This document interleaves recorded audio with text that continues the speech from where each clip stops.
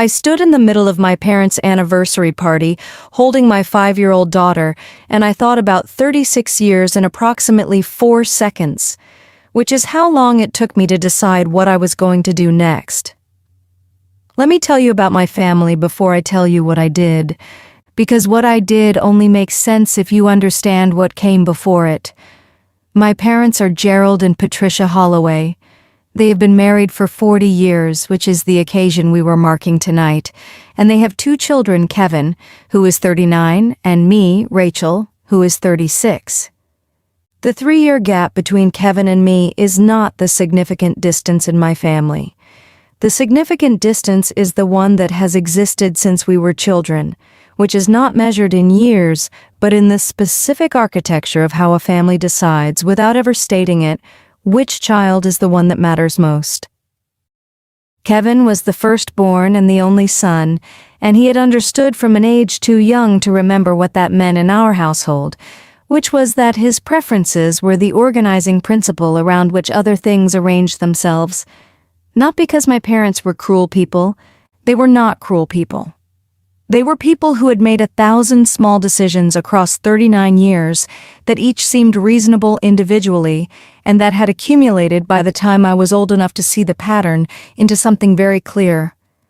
Kevin's baseball games were on the family calendar. My swim meets were things my mother tried to attend when nothing else was scheduled.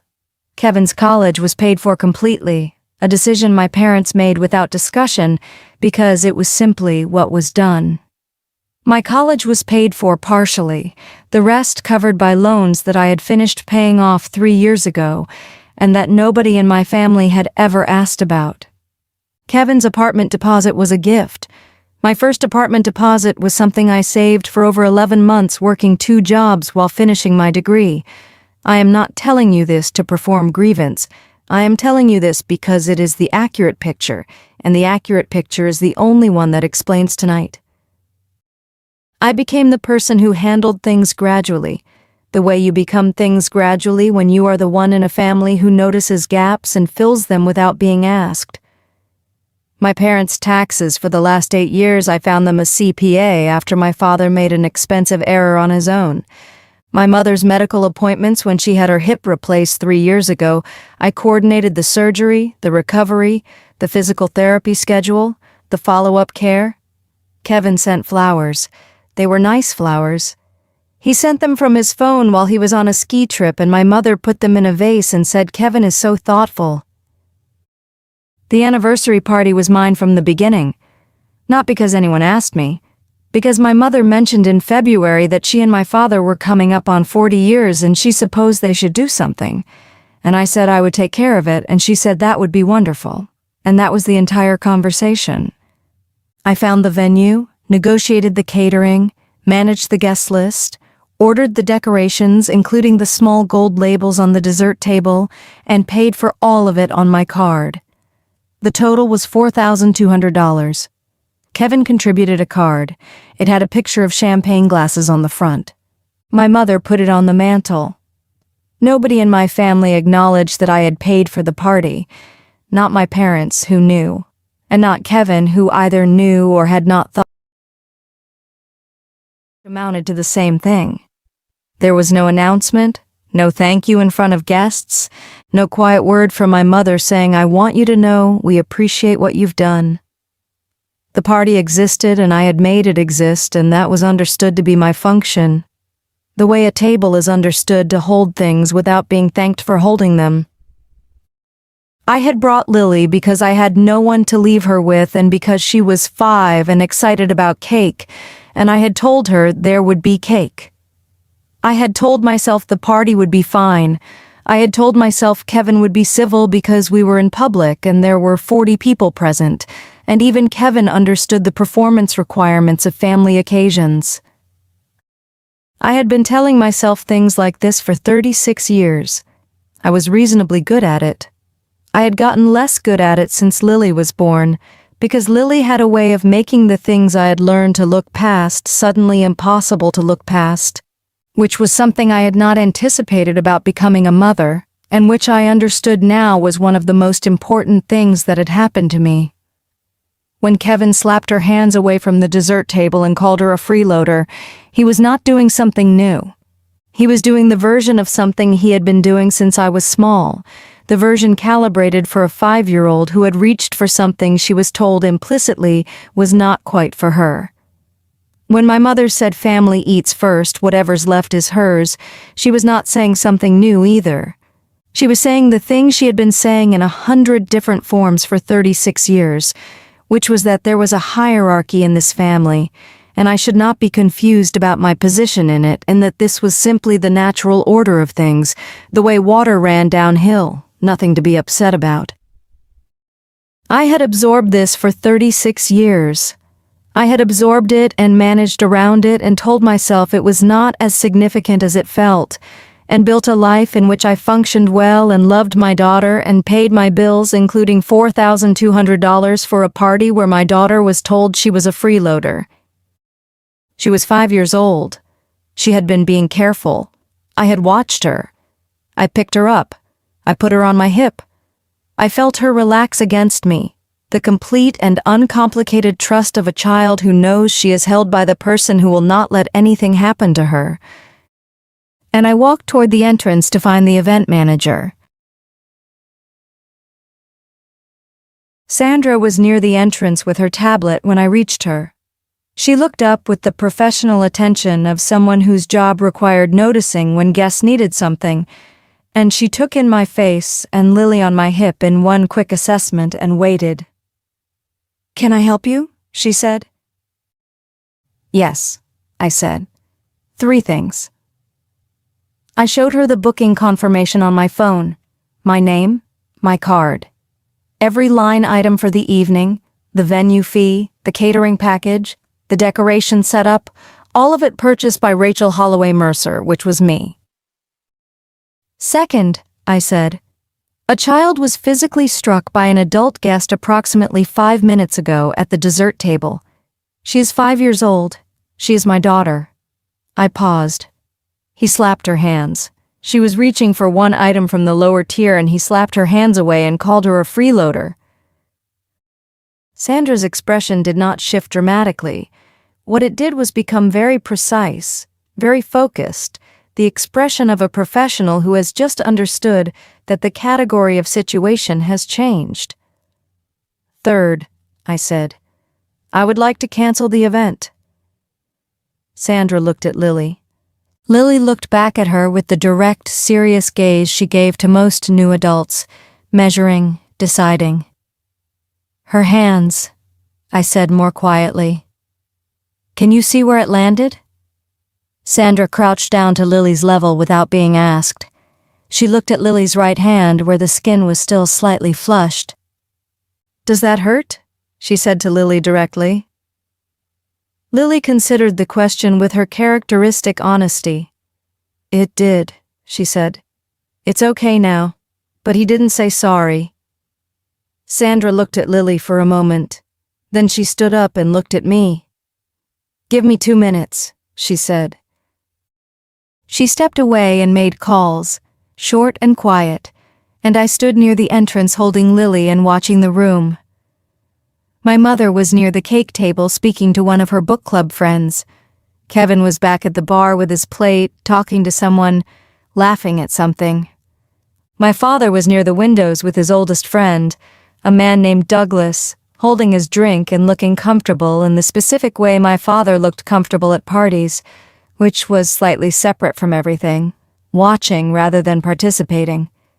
My father had always been the watcher in our family. He was a quiet man, not cold, just internal, someone whose attention you felt without it being directed at you in any obvious way. He had watched Kevin's behavior toward me for 36 years with the stillness of a man who had decided that the dynamics of his household were not his place to correct, which was a position I had understood when I was younger, as wisdom, and understood now as a choice, like every other position was a choice. He looked over and found me near the entrance holding Lily. His expression changed in a way that was almost imperceptible, a slight shift around the eyes that I had learned to read over a lifetime. He had seen something. I did not know how much. But he had seen enough to produce that shift, and he held my gaze for a moment before looking away, and I filed that away and turned my attention back to Sandra, who had returned with a second staff member and was reviewing something on the tablet. "Mrs. Mercer," Sandra said, "your account confirms everything you've said. Given the report of physical contact with a minor on our premises, our protocol requires us to document the incident, secure the area, and contact the relevant parties." She paused. "You've also requested event cancellation as the booking client, which is within your rights under the terms of your contract. We can process both simultaneously." "Please do," I said. "I'll need a few minutes to brief my team. Can I ask you to stay near the entrance?" "I'll be right here," I said. What happened next took 11 minutes. I know because I was watching the clock on the wall above the entrance, the round one with the gold frame that the venue used as a decorative element, and I watched it while Sandra's team moved through the room with the coordinated efficiency of people executing a protocol they had practiced. The music went first. One moment the quiet background jazz that my mother had specified in the planning notes was present, and then it was not. And in the absence of it, the room felt different, slightly exposed. Then the overhead lighting came up by several degrees, the soft ambient glow replaced by something more functional, which had the effect of making the room look suddenly less like a party and more like a room that had been rented for an occasion that was now concluding. Staff members moved through the space in pairs, pausing at each cluster of guests, speaking quietly, apologizing for the inconvenience, directing people toward the exit with the practiced politeness of people who did this when they needed to and knew how to do it without creating a scene. The guests began to understand. I watched it move through the room in waves, the moment each cluster processed what was being told to them, the brief confusion followed by the gathering of bags and the locating of coats.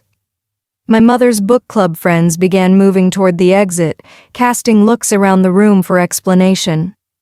My parents' neighbors, the couple from down the street who had known my parents for 20 years.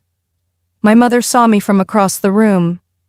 She excused herself from the conversation she was in and crossed toward me with the expression she used when she needed to manage something, composed and certain and carrying the specific authority of a woman who had been the organizing force in her own world for a long time and was not accustomed to events occurring outside her authorization. She had her champagne glass. She had not put it down. "Rachel," she said, arriving in front of me. "What is happening?" "The event is ending," I said. She looked at the room, at the staff moving through it, at the guests beginning to collect themselves. "I can see that. Why?" "Because I canceled it," I said. "I paid for it. That's within my rights under the contract." Something moved across my mother's face. Not the thing I might have hoped for, which would have been understanding or shame or the beginning of a reckoning with what had happened 20 minutes ago at the dessert table. What moved across her face was calculation, the rapid assessment of a woman determining what response would be most effective in recovering the situation. "This is an overreaction," she said. Kevin struck my daughter," I said, not loudly, not with the anger I was carrying somewhere underneath everything, the 36-year accumulation of it, because I had learned that expressing that anger produced nothing useful in conversations with my mother, and I was not interested in producing nothing useful. I said it clearly and at a normal volume, and I looked at her while I said it. He slapped her hands away from a dessert table and called her a freeloader. "She is 5 years old. That is what happened." She was reaching for one item from the lower tier," I said. Carefully, I was watching from across the room. She had not touched anything when he hit her. My mother's jaw tightened in the specific way it tightened when she was deciding not to say the thing she wanted to say and substituting something more manageable. "Your father and I have been married 40 years, she said. "Tonight was supposed to be a celebration." "I know," I said. "I planned it, I paid for it, $4,200, which you're welcome to verify on the booking if you'd like Sandra to pull it up. I shifted Lily on my hip. Lily had been quiet through this entire exchange, her head on my shoulder, watching my mother with her dark eyes. I planned a party for your anniversary because I wanted to celebrate you. And Kevin hit my daughter at that party, and you told me family eats first and whatever's left is hers. She heard that. She is 5 years old, and she heard that. My mother looked at Lily. Something happened in her expression that I watched carefully, some brief internal movement, and I thought for a moment it might go somewhere honest, might arrive at something real. It did not arrive. It went back to what it always went back to, which was management. Children need to learn that there are rules at events, she said. She was following the rules, I said. She waited. She approached politely. She was being careful. The only rule she broke was existing in a space where Kevin decided she didn't belong, and you agreed with him. I paused. That's not a rule, that's a choice. And tonight I'm making a different one. Kevin appeared from the direction of the bar. I heard him before I saw him, the particular energy of his footsteps when he was moving toward a confrontation he had already decided he was winning. He had his phone in one hand, and his expression was the one he wore when something had occurred without his authorization, and he intended to re-establish authority over it. A security officer was 2 steps behind him, not escorting him, not yet, just present, which was enough to make Kevin clock the presence and adjust slightly, not backing down but recalibrating. "What did you do?" he said to me. I looked at my brother, 39 years old, standing in the middle of our parents' anniversary party that I had paid for, asking me what I had done, as if the relevant action in the room had been mine and not his. As if a 5-year-old's hands were not the reason we were having this conversation. I ended the party, I said. "Go home, Kevin." "You can't just—" "I can," I said. I did. The booking is in my name and the money was mine and the contract gives me the right to cancel. I also reported what you did to the venue management, which means there's documentation of tonight, which means if you'd like to continue this conversation, you should think carefully about what you say next. Kevin looked at the security officer. The security officer looked at Kevin with the neutral patience of someone who had been in this position before and was comfortable waiting. "You reported me?" Kevin said. The register of his voice had shifted. Something in it was less certain than it had been 30 seconds ago. "A child was struck on their premises," I said. "They have a protocol. I told them what happened. They followed it. That's how it works." Kevin looked at my mother. My mother looked at Kevin. The look that passed between them was the look I had been watching pass between them my entire life. The silent communication of 2 people who had always been on the same side of things and were trying to determine how to get back there from an unfamiliar position. My father appeared at the edge of the group. He had come from the windows without hurrying, and he stood at the periphery of the conversation and looked at the 4 of us, and his expression was the one I had seen across the room earlier, the one I had learned to read over a lifetime. He did not say anything. He looked at Lily on my hip, at her hands, at the slight flush that had mostly faded from her right hand. And he looked at me, and something settled in his face that I had not seen there before.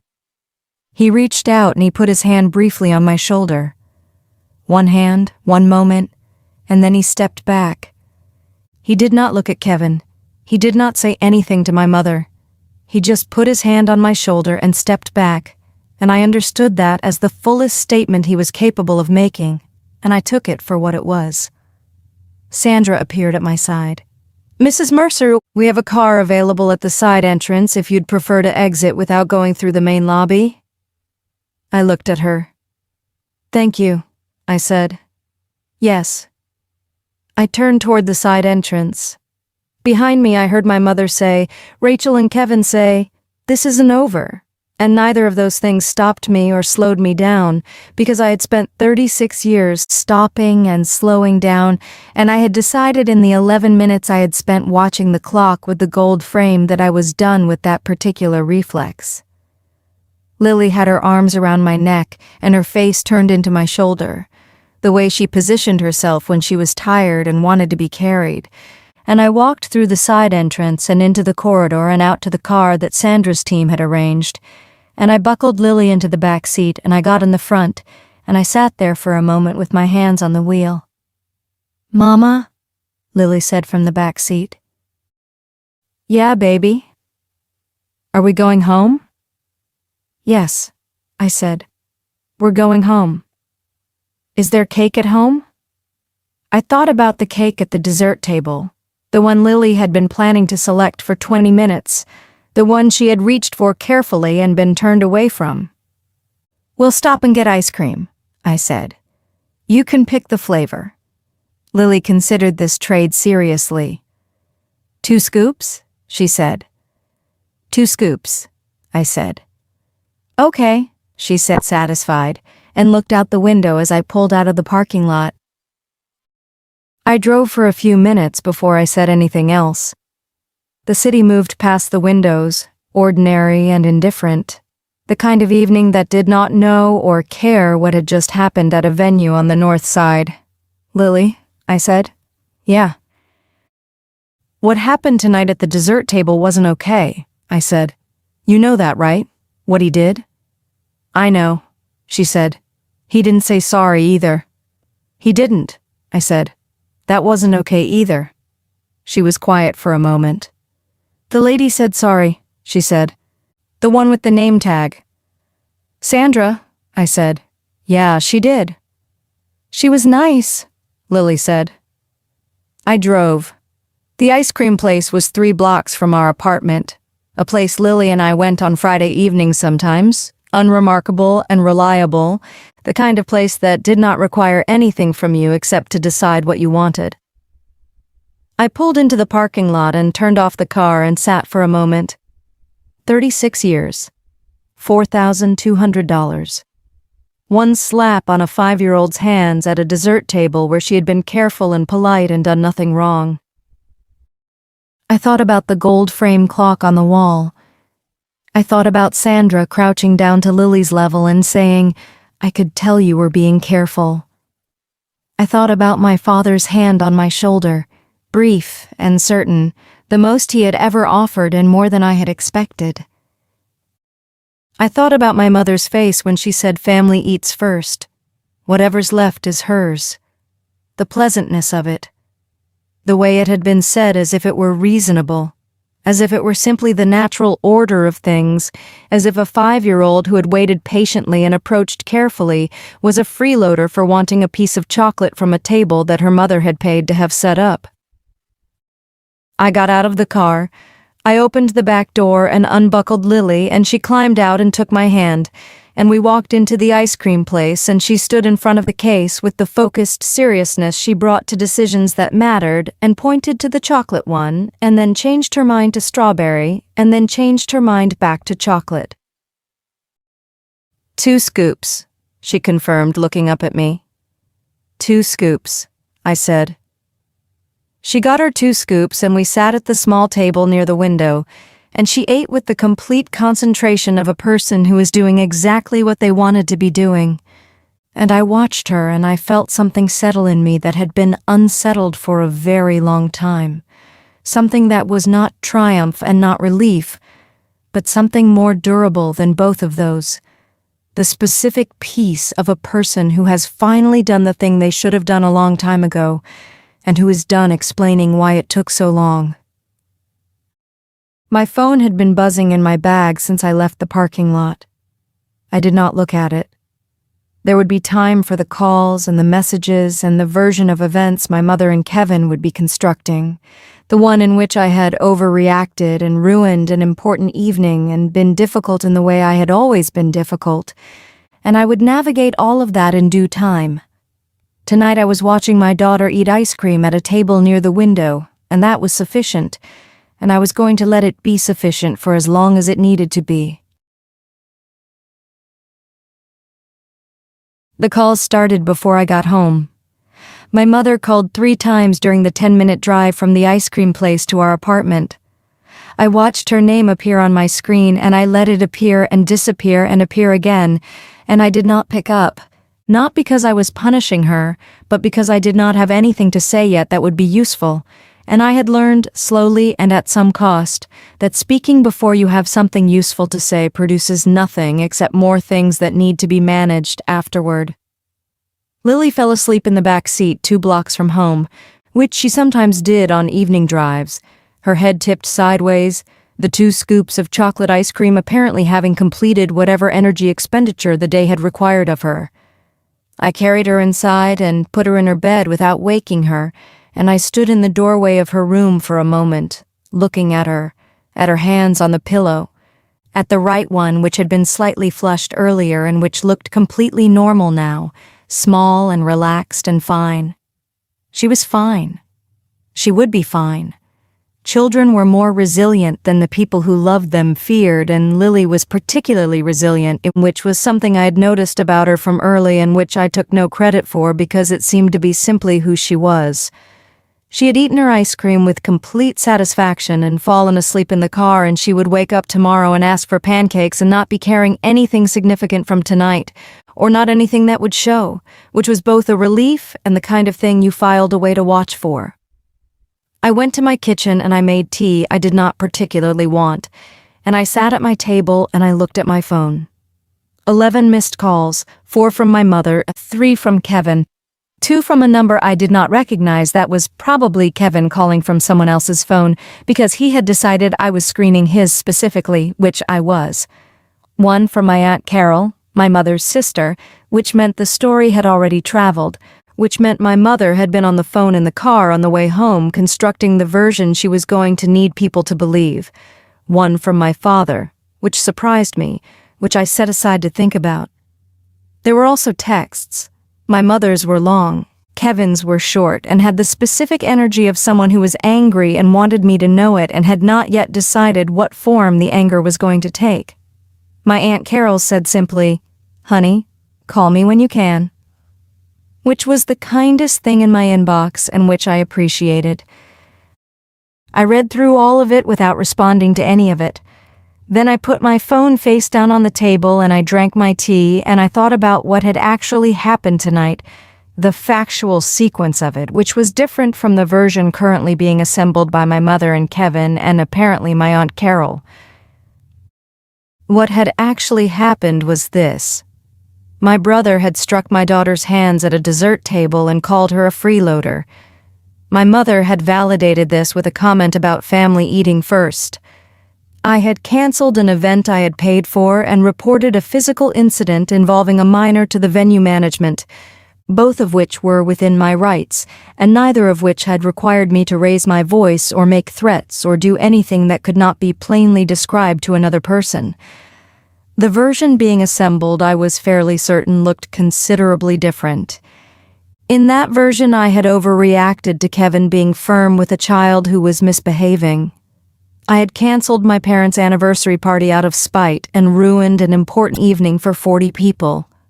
I had been difficult in the specific way that I had always been difficult, which was to take things too seriously and make them about myself when they were not about me.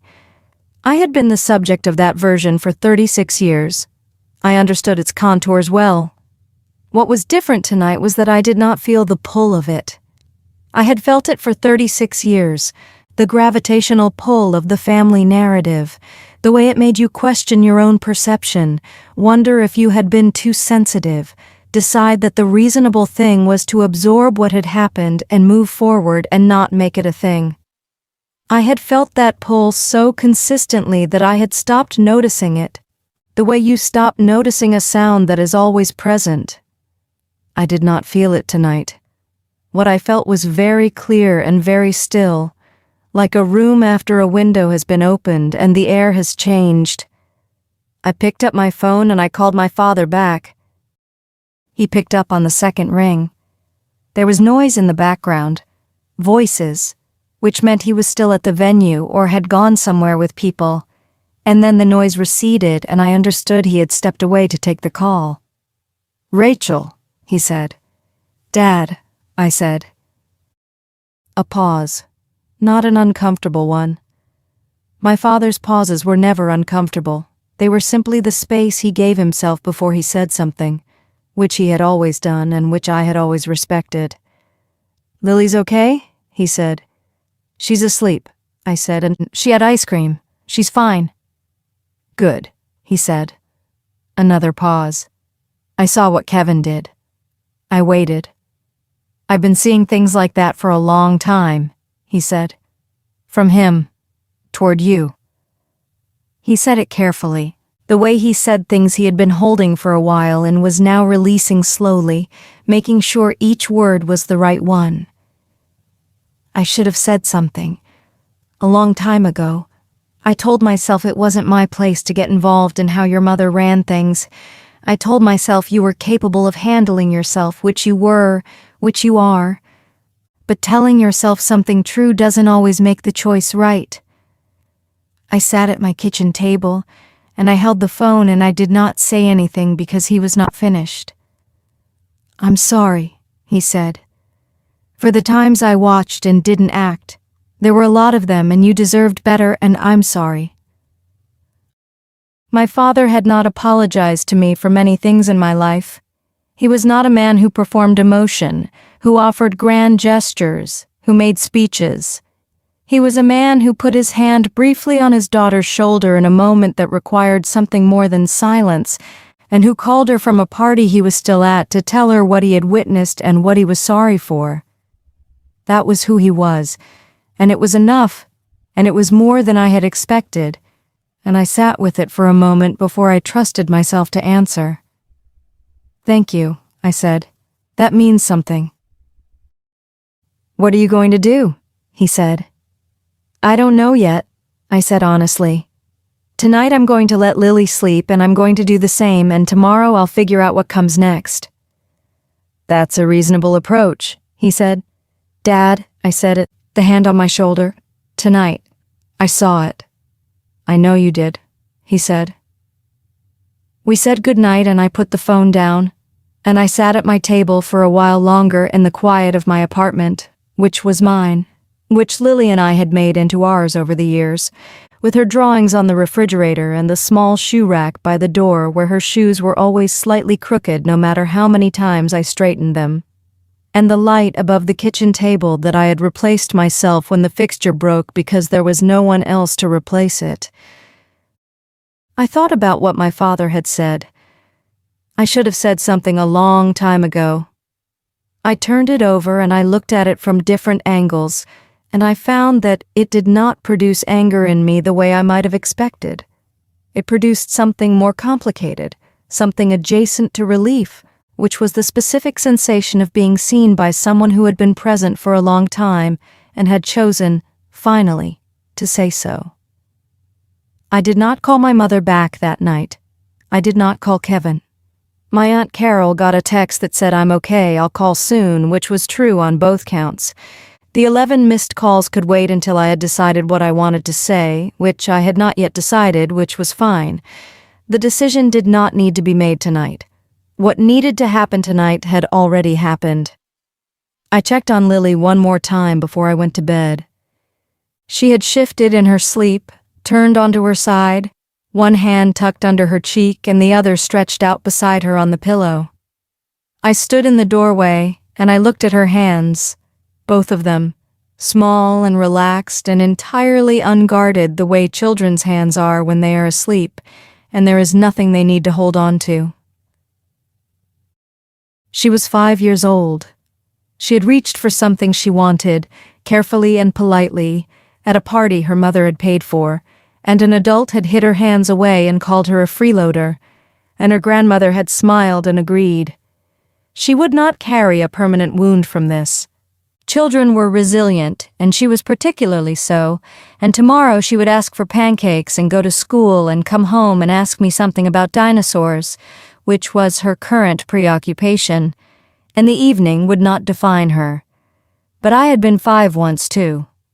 And the things that happen when you are 5, the things that tell you what you are and what you are worth in the spaces that are supposed to be safe, Those things do their work quietly, over time, in ways you do not always see until you are 36 years old, standing in the middle of a party you paid for, watching your daughter's hands get slapped away from a dessert table, and understanding in your body, not just your mind, that you are done. I turned off Lily's light. I went to my room.